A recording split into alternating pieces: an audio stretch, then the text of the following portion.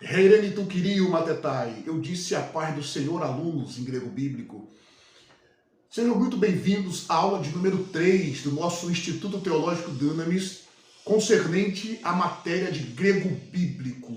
Hoje nós vamos estudar, na aula de número 3, conhecendo os ditongos e atos, as aspirações e os acentos.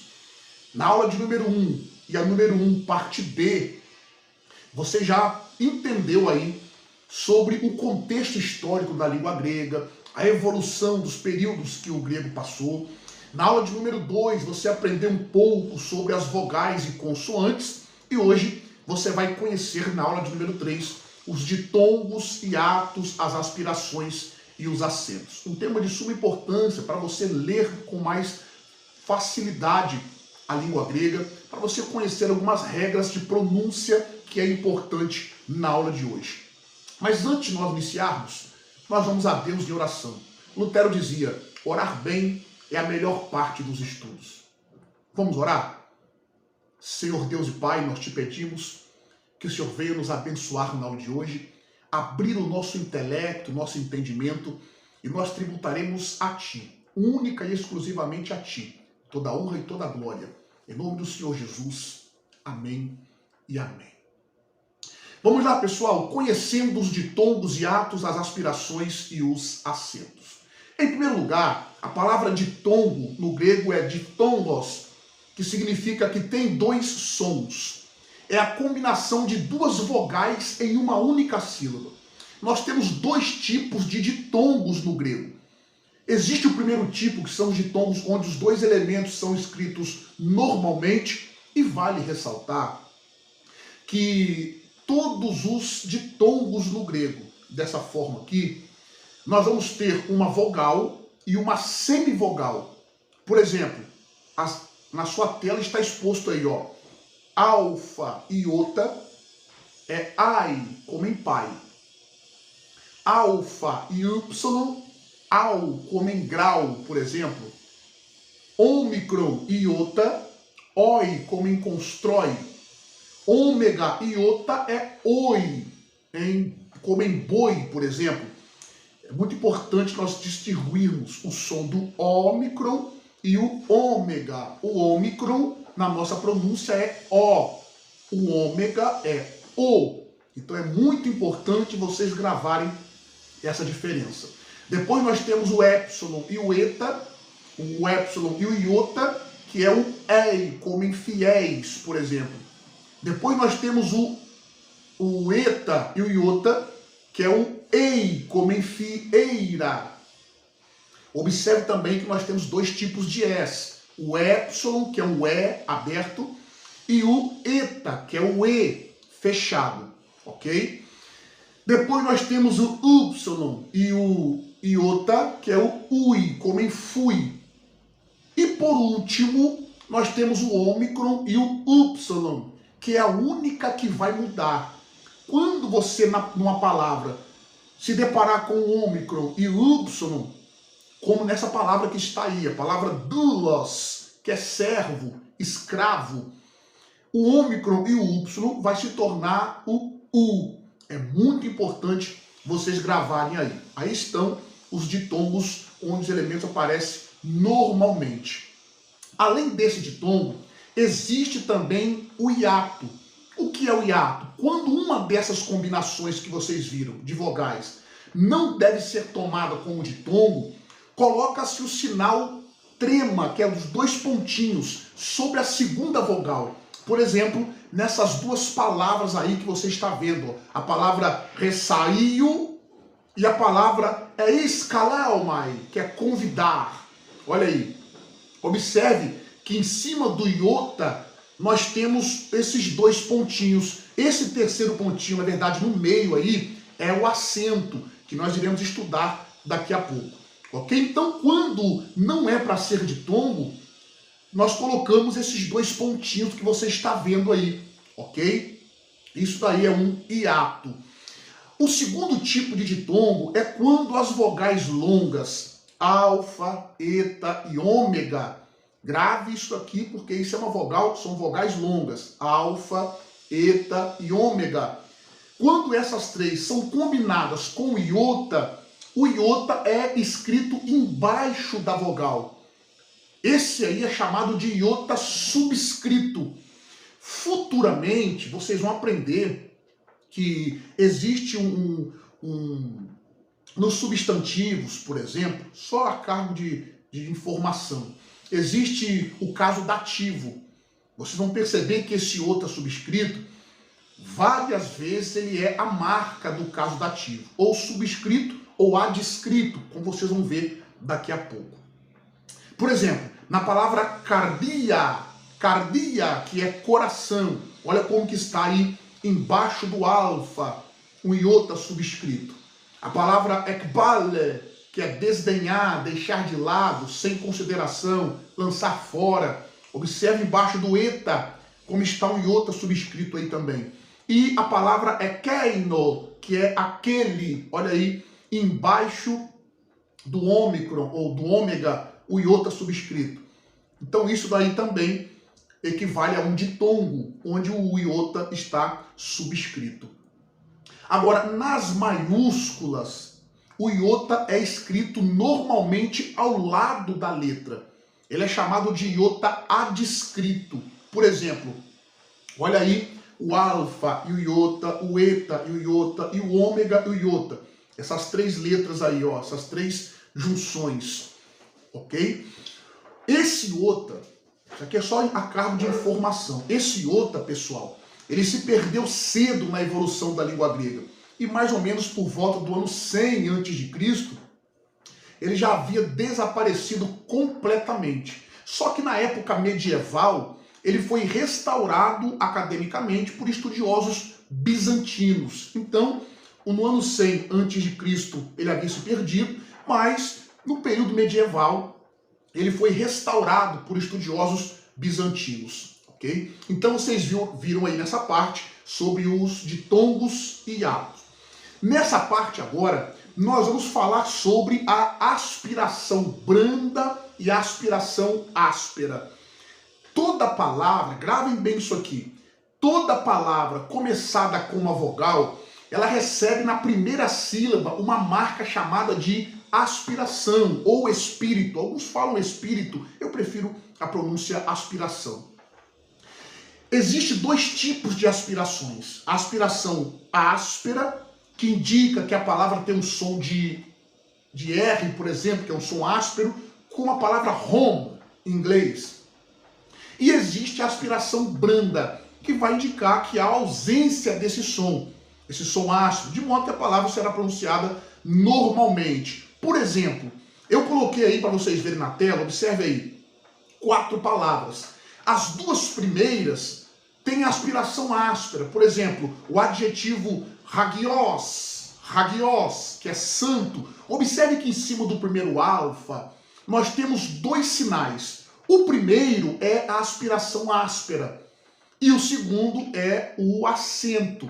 Esse primeiro sinal aí, que está virado para a sua direita, é a aspiração áspera. Palavra hagios. Embaixo, nós temos aí, ó, outra palavra hagiasmon, que é santificação, né, que vem de hagiadzo, que é santificar. Observe aí que também no primeiro alfa nós temos aí um sinal, que é a aspiração áspera. Então essa palavra será transliterada do jeito que você está vendo aí, entre parênteses. Olha só, hagiasmon, não é agiasmon, mas ra, com sinal de H, com som de R no português. Ok, pessoal? Agora, essas outras 2 palavras aí, ó, a palavra angelos e a palavra egenesen, são palavras que você vai ver, por exemplo, em angelos, o primeiro alfa aí, né, o único alfa de angelos, nós temos também 2 sinais. Se você observar a diferença, olha aí que no alfa de angelos, esse primeiro sinal está virado para a esquerda. Isso quer dizer que é uma aspiração branda. Ele vai ser transliterado sem esse H. Olha aí, por exemplo, a palavra angelos, entre parênteses aí, que significa mensageiro, enviado ou anjo. Ok, pessoal? E a outra palavra é egenesen, que significa gerou, ok? Observe no épsilon, o primeiro épsilon, nós temos a mesma aspiração branda. Muito simples de você gravar isso daqui. É só você lembrar a posição desse primeiro sinal. Se ele estiver virado para a direita, ele vai ser a aspiração áspera, vai ter o som de H. Se estiver virado para a esquerda, vai ser uma aspiração branda, não vai ter o som forte de H. Simples, simples para você gravar. Ok, pessoal? Bom, nas palavras começadas com ditongo, a aspiração é colocada sobre a segunda letra. É muito importante vocês lembrarem isso daqui. Ó. Coloquei aí duas palavras para vocês verem. Olha aí, a palavra ruios, que é filho. Observe que o Y e o iota são ditongos. É um ditongo. Então, a aspiração está sendo colocada em cima do iota. Tá vendo aí? Olha só o sinalzinho da aspiração áspera aí. E essa outra palavra é a palavra rutos, que é desta maneira, assim, portanto, dessa forma. Observe que nós temos outro ditongo, o ômicron e o Y. Então, a aspiração, inclusive o acento, é colocado sobre a segunda letra. Lembra daquela regrinha que nós vimos? Olha como que o ômicron e o Y está sendo transliterado aí entre parênteses. Ru, não é routos, mas rutos, ou rutos, ok? Gravem bem isso daí. Outro sim, na letra inicial, maiúscula, escreve-se na frente, ou seja, antes da letra. Por exemplo, olha aí o nome Onesíforo no grego. Observe esse nome aí. E o primeiro ômicron, que é maiúsculo aí, nós temos a aspiração colocada na frente dele. Ó. Observe aí a aspiração colocada. Então, na letra maiúscula, vai se escrever na frente. Muito simples de você gravar isso daí. Outro ponto sobre a aspiração, ó. Todas as palavras que começam com Y e RO levam aspiração ásperas. Olha só essas duas palavras que eu coloquei aí, a palavra ruperetas e a palavra rupos, que é sujeira. Ruperetas, ministros, remador. Olha aí a primeira palavra, ruperetas, começa com Y, então ela vai ter aspiração áspera. E a segunda palavra com ro, que é rupos, que é sujeira, também começa com aspiração áspera. Muito simples também de vocês gravarem, ok? E para nós começarmos a concluir a aula de hoje, nós vamos falar um pouco sobre a acentuação. Isso daqui eu vou pedir para você revisar essa parte da acentuação, que talvez seja a parte um pouquinho mais complicada da aula de hoje. Ó, a acentuação das palavras gregas, ela data mais ou menos do ano 200 a.C. e deve-se a Aristófanes de Bizâncio, um estudioso que desejava auxiliar os estrangeiros a pronunciar corretamente o grego. Os fundamentos da acentuação grega são relativamente simples e os principais pontos podem ser dominados rapidamente. A acentuação no grego é uma acentuação tonal e não uma acentuação de ênfase, como ocorre no latim e no próprio português. Isso é muito importante você gravar. Em português, de acordo com William Malce, na página 18 e 19 da sua gramática, ele diz o seguinte: em português, empregamos acentos de ênfase. Isso significa que quando chegamos à sílaba que recebe o acento, nós enfatizamos um pouco mais a pronúncia daquela sílaba.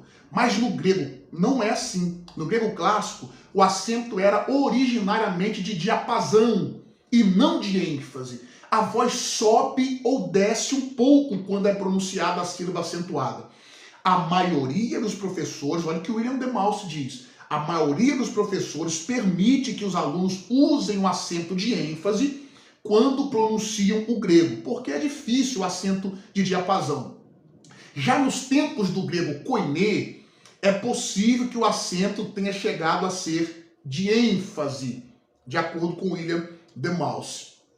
Portanto, pessoal, os acentos em grego têm a ver com notas musicais e estão associados a sons que se tornam graves ou agudos. Assim, a palavra antropos, essa palavra aí, ó, que eu estou colocando para você ver, antropos, que significa ser humano, era pronunciada com uma tonalidade ascendente, ou seja, que sobe, antropos. na primeira sílaba. No português, um acento assim, nessa posição, produziria simplesmente uma entonação mais forte e enfática. No português seria atropos, mais ou menos assim. Ok? Então é importante. Outro ponto, existem 3 acentos na língua grega. O acento agudo, o grave e o circunflexo. O acento agudo, ele vai indicar uma tonalidade ascendente, ou seja, uma subida, ou seja, um som que torna-se agudo. Já o acento grave indica uma tonalidade ascendente, descida, isso é, um som que se torna grave. E o acento circunflexo indica uma tonalidade ascendente seguida de uma descendente, ou seja, subida e descida. Ou seja, um som que se torna agudo para em seguida ser rebaixado um tom mais grave. O circunflexo, vale ressaltar, ele só ocorre em sílabas longas. Todas as palavras que tenham sílabas tônicas levam acento. Ou seja, quase todas as palavras gregas são acentuadas. Existem algumas palavras que não levam acento, pois em vez de possuírem sua própria sílaba tônica, elas ligam-se ao padrão tonal circundante. Vocês vão estudar posteriormente as proclíticas e enclíticas. Eu não vou falar sobre elas agora, mas é só para vocês lembrar que tem um assunto sobre isso daqui a pouco. As proclíticas e enclíticas. Os acentos sempre caem sobre uma das 3 últimas sílabas. Por exemplo, olha essa palavra aí, ó. Potamos, que significa rio, a palavra ripos, que é cavalo, e a palavra hipopotamos, que é hipopótamo. Observem potamos, o acento está no último ômicron, mos. Olha só em rio, que é em cavalo, que é ripos, o acento está no primeiro iota ali, ó, no iota. E na última palavra, a palavra hipopotamos, nós temos ali o acento lá no mos também, ó. Observe aí. Ok? Outro sim, nos ditongos, assim como nas aspirações que nós já vimos, os acentos são escritos sobre a segunda vogal. Por exemplo, observe aí a palavra basileus, que é rei. Nós não pronunciamos basileus, embora, olha aí onde está o acento, sobre o Y, mas ele é pronunciado como se estivesse no épsilon. Assim também, olha essa outra palavra aí, ó, a conjunção cai. Nós não pronunciamos cair, mas cai, porque o acento é colocado no iota, mas ele é pronunciado como se estivesse no alfa. Observou aí? Muito simples para você gravar. E para nós começarmos a concluir, o acento agudo só pode cair em uma das 3 últimas sílabas da palavra, como nós já falamos. Na última, na penúltima ou na antepenúltima. O acento agudo só pode cair na antepenúltima sílaba quando a última for breve. De acordo com Lourenço Stelliuregger, na página 18 de sua gramática, ele diz o seguinte: o acento no grego tem uma única finalidade, indicar a sílaba tônica da palavra. Essa sílaba se destaca das demais por ser proferida com mais força. O acento se coloca em cima da vogal da sílaba tônica da palavra e no caso de cair sobre um ditongo, é sempre colocado sobre a sua segunda vogal. Queridos, dê uma olhada nessa aula, volte, revise, porque é muito importante você aprender sobre o que nós vimos hoje aí, tá bom?